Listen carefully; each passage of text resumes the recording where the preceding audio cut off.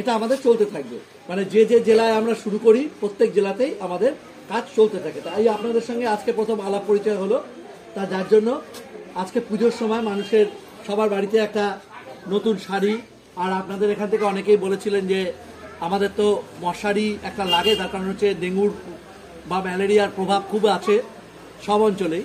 তা সেখান থেকে কিছু মশারি, শাড়ি এবং বিস্কুট আমি নিয়ে এসেছি, যাদের যা দরকার, যার যেটা দরকার সেই অনুযায়ী দেওয়া হবে, ঠিক আছে?